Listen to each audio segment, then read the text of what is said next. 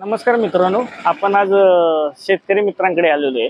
आज बघूया त्यांचं ते काय आपल्याला मार्गदर्शन करतायत, काय बिझनेस मध्ये त्यांचा व्यवसाय मोठा आहे की काय छोटा आहे बघूया आपण। बघा ते गाडीमध्ये व्यवसाय करतात। नमस्कार दादा, कसं चालतो तुमचा व्यवसाय? व्यवसाय आपला हा छोट्या स्तरावरच आहे, पण जो छोट्या स्तरावरनं आपण सुरुवात केली ना त्याच्यातनच आपल्याला मार्जिन गोळा करून मोठा धंदा करायला येतो। हा, मग तुम्ही शेतकऱ्यांकडून कसा माल घेता का तुम्ही शेती करून घेता? आपल्याला खूप सारे पर्याय आहेत। आपण इथून मार्केटमधनं सुद्धा माल घेऊ शकतो, डायरेक्ट शेतकरी सुद्धा गाठू शकतो आपण, नाहीतर मग इथून तिथून व्यापाऱ्यांकडनं माल सुद्धा गोळा करू शकतो आपण। आता आमचा जो धंदा आहे, आम्ही काय करतो, शेतकरी आहे, शेतकऱ्याकडनं जो त्यानं उगवलेला प्लॉट असतो तो प्लॉट आम्ही घेतो, आपल्या बायका आपले कामगार लावतो ते उपटण्यासाठी, धुण्यासाठी, बांधण्यासाठी, आणि मग ते रात्री करून उद्या सकाळी मार्केटला आणतो आम्ही। त्याची यो जो खेळ आहे ना, आमचा धंदा आहे तो क्वांटिटीवर धंदा आहे। क्वांटिटी आमची रोजची 4 ते 5 हजार पिंडी क्वांटिटी असते। उदाहरण काय असतो, 4000 पिंडीच्या मागे मला 8 आना रुपये जरी भेटला, 50 पैसे जरी भेटले, तरी मी रोजचे 2000 रुपये कमवतोय ना। तसे आमची मीटर 4000 पिंडीच्या मागे रुपया 2 रुपये जरी भेटले तरी आपले चांगलं असं मीटर पडून जातं। आता तुम्ही हिशोब करा काय भेटतं आणि काय नाही। ते जे लेडीज बिडीज कामगार बिंबार सगळे खर्च काढून जे पैसे भेटतील ते कडेला जातात आपल्या। आता मी कम्प्युटर इंजिनियर आहे, कम्प्युटर इंजिनियर आहे।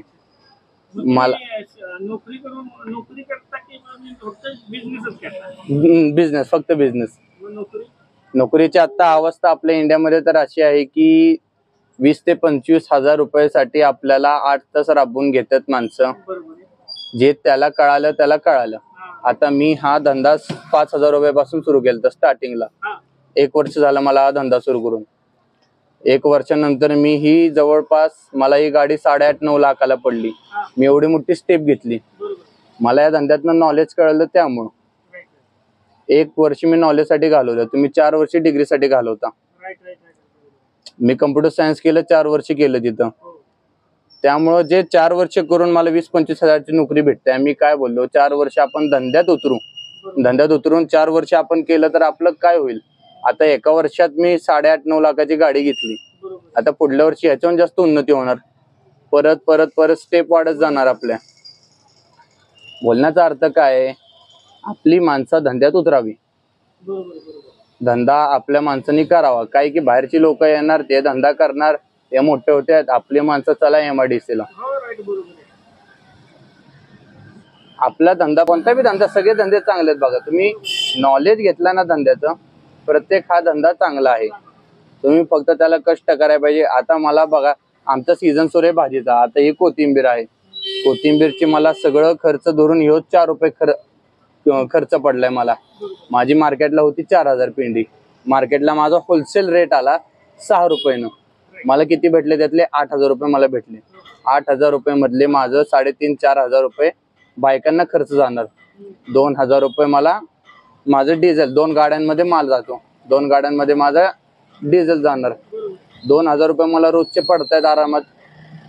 हे समोरच्याला कळायला पाहिजे, जे युवा उद्योजक त्यांना कळायला पाहिजे किती भेटतात किती नाही भेटत।